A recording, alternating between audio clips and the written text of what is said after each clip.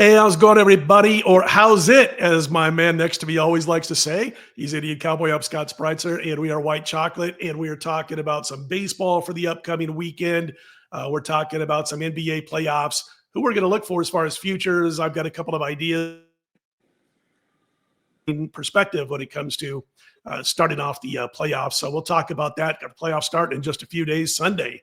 Final day of the NBA regular season, IC. You and I, everybody, we're cutting this on Thursday night, and IC and I didn't talk about it, but we both landed on a top play on the Atlanta Hawks on Thursday night. So very nice win. Yeah, it was almost too boring, IC, because it's like first score I saw was like, 35-14 or something like that. Yeah. The only fear from that point is when you get into the fourth quarter and you got 4 minutes to go and you're up 22 and you're laying 13 and a half, is the team going to kind of calm down a little bit and coast to a 12-point or 11-point win? Well, Atlanta let it get down to about 19 or 20, and that was it. That's as close as it got, won by, I think, 28. But nice call by you. We cashed that ticket, and looking forward to Friday's card. Yeah, very excited. And, those games are funny. But Atlanta, kept it above 19 the whole way. And they were up – came out of the gates up 10-1, you know. That's how you knew that it's going to be okay. And they let a lead get away recently with the Magic. So I think they're mad. I would have felt really bad because I had like a 7-star on Atlanta over Orlando, and they barely lost. And then I came back with Atlanta as a 7-star 2 days later. And now they won. So I'm glad my clients are happy. They're like, well, or else they're like, damn it, I see, back to back. I sandwiched in a Denver Nugget 5-unit winner against and Malone got it. What do you think about Malone getting fired? Yeah, I think he was just too stubborn. It was shocking, obviously, because he just won an NBA championship a couple of years ago. And then I think, they're not playing at their top level right now. But I think what really happened is, he was really playing his veterans too many minutes, and especially in the modern day NBA. And you had young guys who just aren't seeing action. And when they get to the postseason, you got to be a little fresh. You got to have some of the young guys being able to play a little bit at least. And he just wouldn't play to the young guys, man. He just kept sending out those starters. And I think he was just being stubborn. They got fed up with it, and they said sayonara. So, I shocked, yes. I guess if you want to say super surprised, maybe not once you find out the details. Once you find out that he wasn't doing what he was being told to do, and that was that. And apparently they called Jokic and said, listen, we're going to get rid of him. And didn't ask his opinion. They just said, we're getting rid of him. Just let you know first. But that makes like four NBA coaches that have been fired within a couple of years of winning an NBA title. You go back about 5-6 years now. Pretty crazy, man. It's not an easy gig, and they deserve every penny they get. I kind of compared to NIL now, where it's a 1-year league. Yeah. You load up on a bunch of transfers and you go at it. And the same thing with the NBA. If you're having one bad year, you can get fired. I mean, it's so quick now. Life is so fast. It used to be they'll give you like 3 years. Yeah, they used to give college basketball coaches, a certain amount, a couple of years and so on. Now it's like you don't have as much time because we've spent $5 million for you to have this roster. Now go coach this roster. There's no team building and waiting for the freshman to be a senior. We've just built you a roster. With this $5 million, you have 1 year. Show us. So, and what happened with Malone is they probably weren't going to win it this year. I mean, if you look at, they're good on one end of the court, not so hot at the other end of the court when it comes to efficacy. And I just don't know. I think they might be able to compete with OKC. We'll talk about that later in the show, but they might compete with OKC because OKC is young and inexperienced. And the NBA, you get to the finals incrementally, I guess is the word. Like you don't go from, 500 to the Western Conference Finals. You kind of build your way there. They've never been to the Western Conference Finals, this group, and that might come back to hurt them a little bit, the inexperience. Not unlike Duke on Monday night, right? I mean, they've got that game wrapped up. A bunch of 18-year-old freshmen playing against a bunch of 23-year-olds, and that inexperience showed up in the final few minutes. So might be one of those kind of deals for OKC in a series. Statistically, if you look at the metrics, both ends of the floor, the best team in the NBA, if you're only worried about NBA offensive and defensive efficiency, top 5 in both. So is Boston. Those are the only 2 teams that are top 5 in both. So I don't know. We'll see. I think the Lakers, as much as I've dogged them, could get past OKC in a series because of OKC's inexperience. we'll see. But anyway, going to jump into NBA in a little bit. We want to talk about some futures, everybody, and give some thoughts about how we approach NBA postseason. But I see want to ask you about some weekend series. I like to play Major League Baseball weekend series. This will be the first weekend of the new season where I do that. I like to wait a couple of weeks and see how teams are doing. And I'm kind of surprised that this team is playing as well as they are. I think a lot of people are surprised. They've won all 4 of their series thus far, and I see that would be the Angels. And they're just young. They are loose. They've got a manager who knows how to manage veterans and mix them with newbies. In Ron Washington, he never gets too excited. He's never too far up. He's never too far down. Even keel, veteran guy, the right kind of guy when you haven't built the roster that you want yet. And maybe the Angels will in the next couple of years. But he's that guy that can get you there. He's that liaison between what we had and what we eventually want to have. So I like his management. Now they're playing Houston Friday, Saturday, Sunday.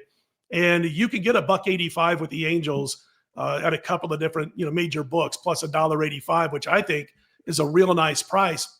If you look at who they got going this weekend, they got the kid Jack Kohanovich. He's going for the Halos on Friday. You go back 11 starts, the final 9 of last year, the first 2 of this year, and he's really flying under the radar. 2.86 ERA, 104 WHIP, 22 earned runs, 72 base runners allowed in 69 1/3. He's averaging over 6 innings pitched per start on average in those games. And then you've got Tyler Anderson Saturday. You got Kyle Hendricks Sunday. I looked at Houston. Ronald Blanco is going to go Friday. He's been terrible thus far. Ryan Gustin, he's basically an opener, 1 or 2 innings. He's going Saturday.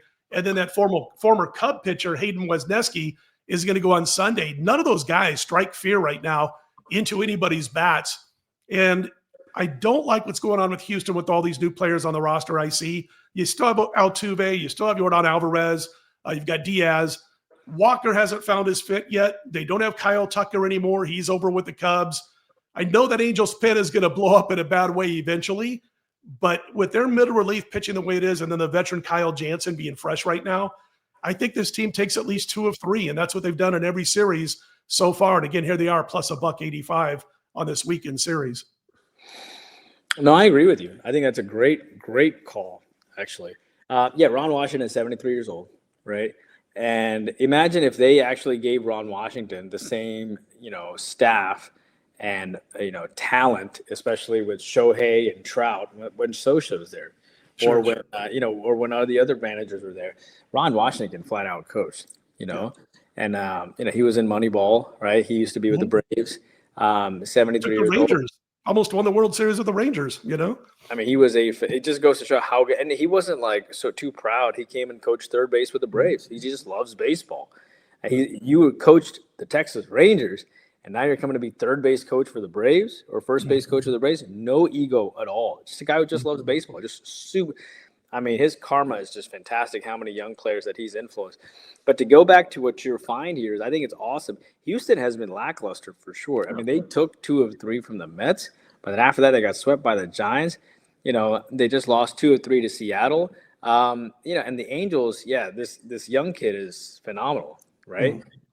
What's impressive about him is he's only given up 2 walks in both of his starts. He had a 3.99 ERA last year. He's off to a 3.27 ERA this year. And you're right, Blanco's really struggled. He's given up 6 walks in 2 games, 8 hits, so 14 base runners in about 6.5 innings. That's not good. What I would say about that game is I do somewhat like the under in that game. I think because 2/3 of the public's on the over, I do think Blanco's going to come through somewhat. So for my free play I like the under in that game between the Angels and the Astros. I was actually looking at that before we jumped on, and I was thinking, maybe a first 5 under. And that's just something that I do whenever I play an under nowadays because of that ghost runner in the extra inning crap that drives me nuts, and then you get a worn out bullpen sometimes. But I do think that there's a good shot that, because neither team until, I guess Thursday when the Angels went nutso with 5 or 6 home runs they hit. Trout had 2, Ward had 2. And I was thinking, all right, this could be a good game where they kind of fall back a little bit because they weren't putting up major metrics on offense before Thursday. And Houston certainly isn't. You hit on that, after that Mets series. And they're just not the same roster we've seen. Their window might be closed. We'll see later on this year with the Houston Astros. But I like your bet. I like your bet on the under, your free play. And again, I'll go with that weekend series. Anything else you're looking in baseball for the weekend, or are you looking more towards getting ready for the playoffs and basketball? Yeah, I'm really excited about the the basketball playoffs. But as far as the weekend is concerned, I think Atlanta's finally turning things around. It's the team that I follow closely. I know they were 0-7 out of the gates and 1-9. They're tied 1-1 with the Phillies right now, and I'm on the Braves. I have a 4-year on the Braves. But they lost 3-4 yesterday. Who knows what this game is going to do? They're facing Tampa Bay soon. It's not like Tampa Bay's, strikes fear. You can look at it that the Braves are 0-7 out of the gates, or you can look at them as possibly 3-2 out of their last 5 if they win tonight. So, I think it's a team that's turning things around.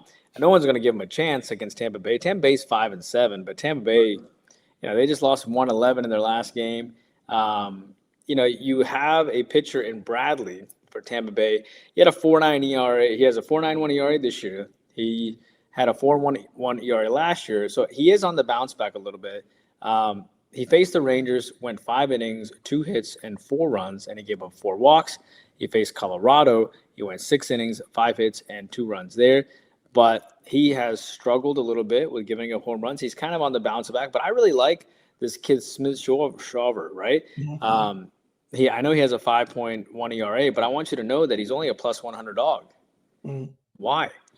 Right? So I think, he went 4-6-2, and then most recently 4-7-3, but I think he pitches a little bit better here too. So, I would I think this game probably goes under. You have 2 pitchers on a bounce back, so I would look for an under there too. You know what I did this week? It really ticked me off because everybody was saying, oh, that's so smart. It's such a simple thought.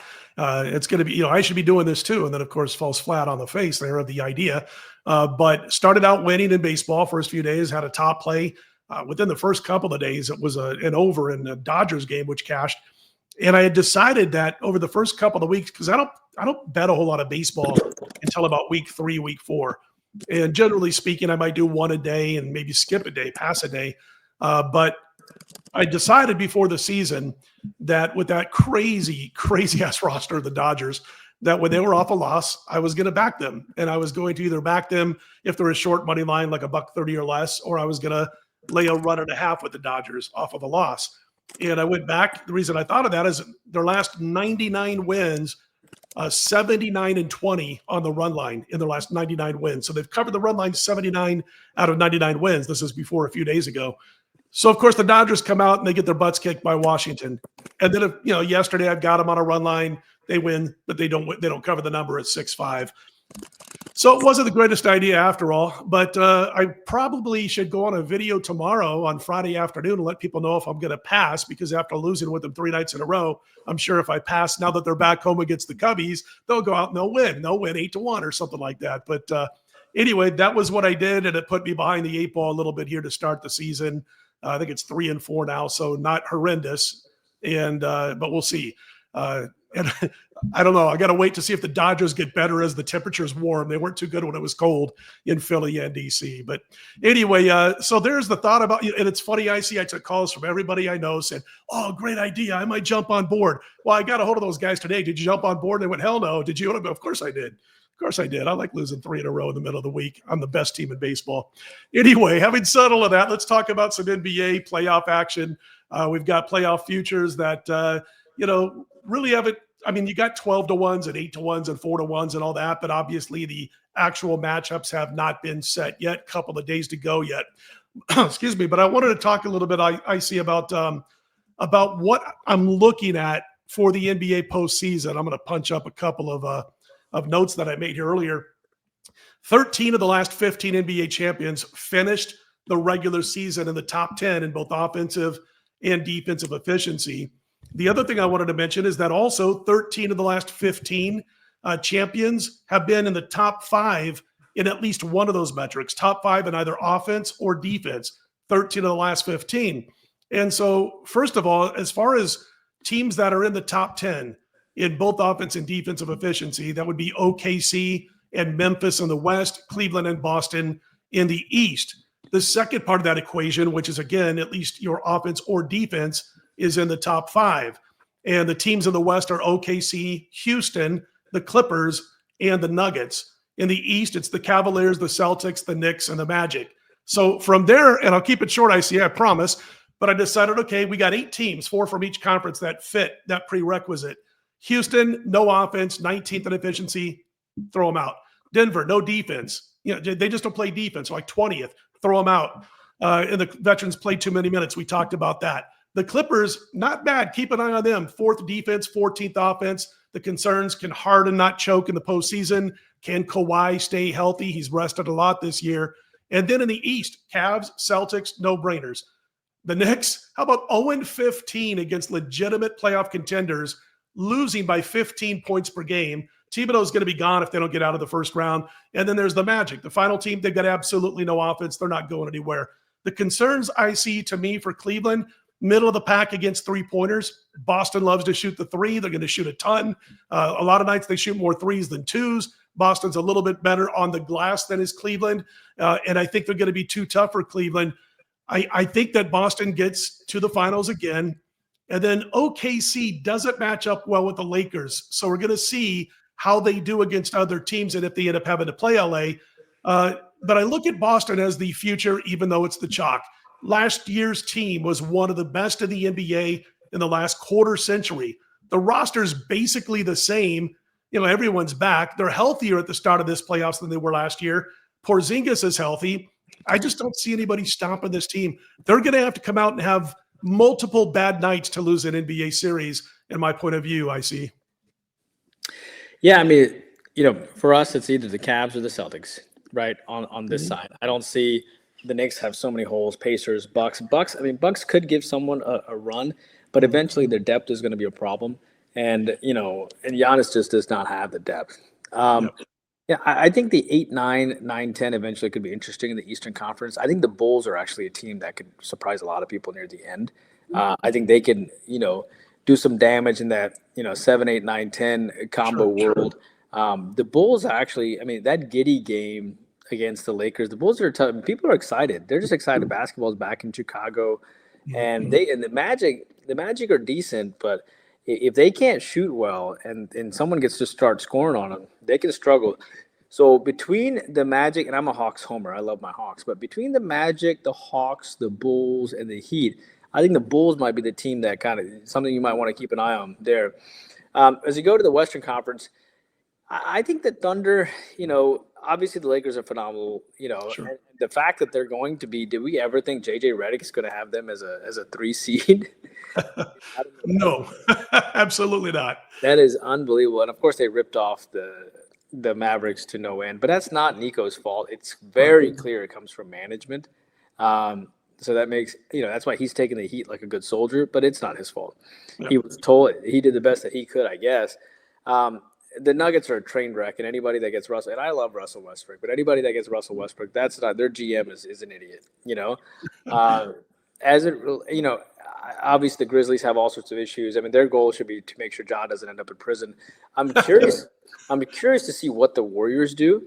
Yeah. The Warriors are very dangerous there. I think that 7, 8, 9, 10 is going to be interesting because can you imagine a series where it's the Warriors and Timberwolves, on the bottom there? But yeah, I think the Thunder are a different team. I think there very well could be a Thunder Laker type of contest down the road. Sure. And I can't believe the Rockets are a 2 seed. Yeah. It's easy to forget the Rockets are a 2 seed.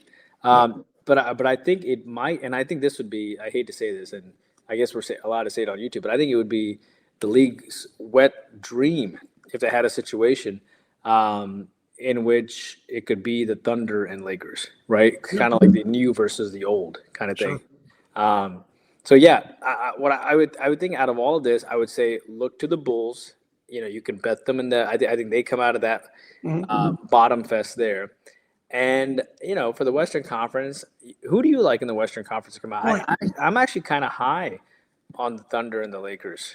Yeah, I was going to say, the Thunder's again, the best metrics. They're young. They're not going to get worn down. They played a ton of minutes, the regulars during the regular season, but it's not like Denver.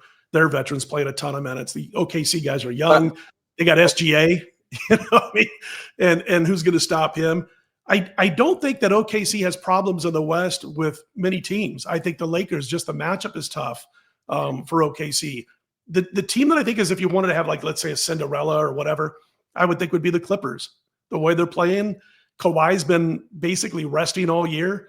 If they can get James Harden from, choking in the postseason, making a dumb play in a key moment, then they've got a chance to go deep. If the Warriors had Jimmy Butler from the beginning, can't you see the Warriors as a 3? Absolutely.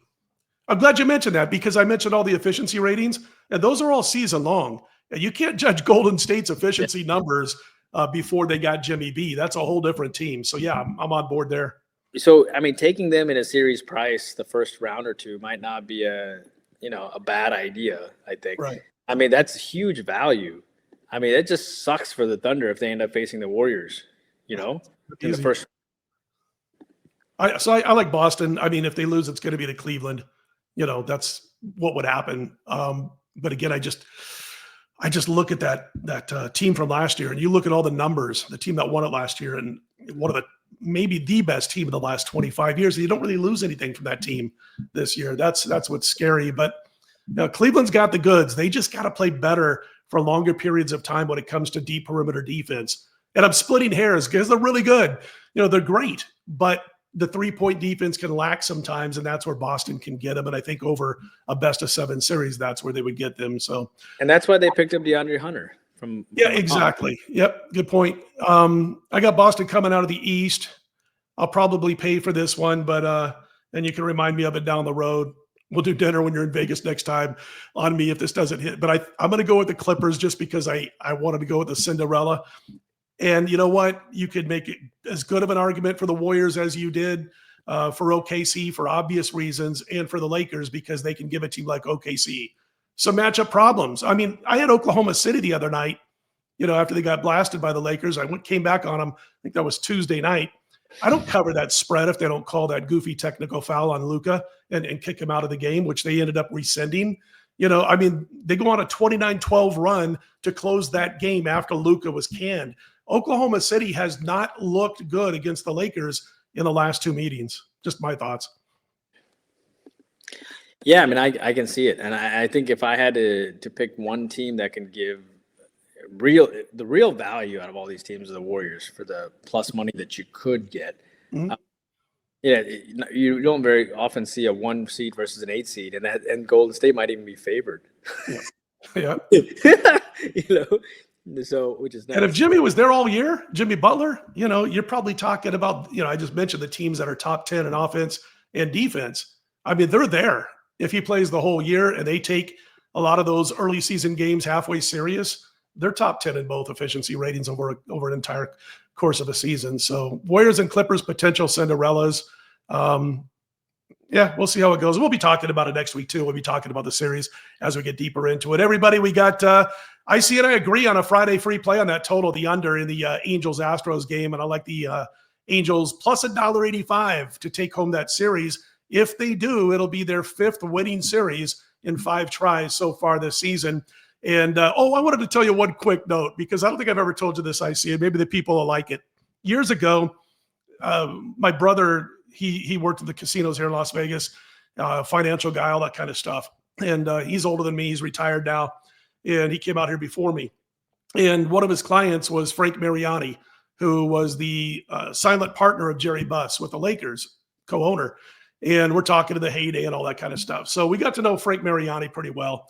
We'd go down to LA, we'd sit in his office. I'm holding the championship rings and all this kind of stuff, 30 years ago, and having a great time. And as a 20-something, and he would come to Vegas, and he still does to this day. He's in his 90s, come to Vegas and play some poker.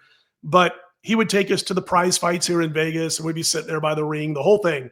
And so he calls us down to see a Jazz Lakers, like game 6 or whatever it was. And the Jazz were up 3-2 of a playoff series. So we go down there and we go to the Forum Club. We're having dinner. I'm going to drop some names here. I promise I'll pick them up later. But sitting at the table there, at the dinner table with Jerry Buss, Frank Mariani, all the royalty, the brass, all that kind of stuff, the Lakers celebrity fans. I've got a Utah Jazz ticket in my pocket the whole time.